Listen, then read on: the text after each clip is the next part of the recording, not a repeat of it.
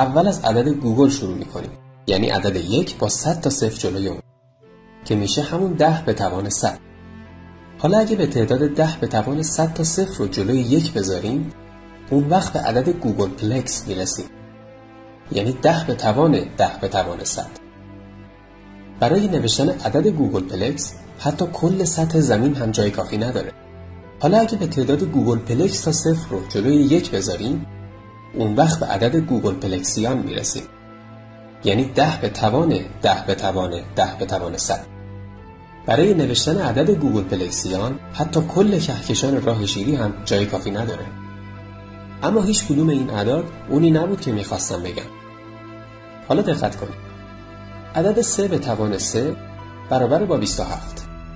اما عدد 3 به توان 3 به توان 3 برابر با 7.6 تریلیون که میشه همون 3 به توان 27. از اینجا به بعد به جای اینکه بگیم 3 به توان 3 به توان 3 به توان 3 از فلش استفاده میکنیم.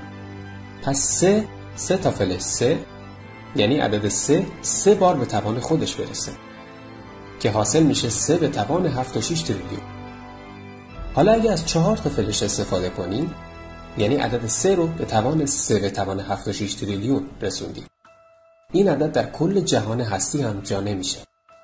اما این همونی نیست که میخوام بگم. بیایید به عدد 3 4 تا فلش 3 که میشه 3 به توان 3 به توان 7.6 تریلیون بگیم G1.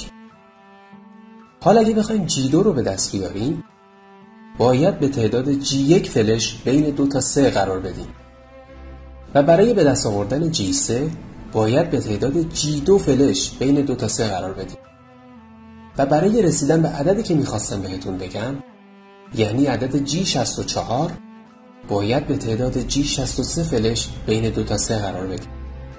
این عدد به عدد گراهام معروفه. فقط بهتون میگم حتی سعی نکنید این ابرعدد رو تصور کنید، چون ذهن انسان قدرت پردازش اون رو نداره و اگه سعی کنید اون رو تصور کنید، آنتروپی مغزتون به شدت بالا میره و با یک انفجار به سیاه‌چاله تبدیل میشه. عدد بسیار بزرگتری هم وجود داره به اسم رایو، یعنی اگه شما به اندازه عدد گراهام مغز انسان داشته باشید و سعی کنید بزرگی عدد رایو رو بین این مغزها تقسیم کنید، تمامی مغزها به سیاه‌چاله فروپاشی خواهند کرد.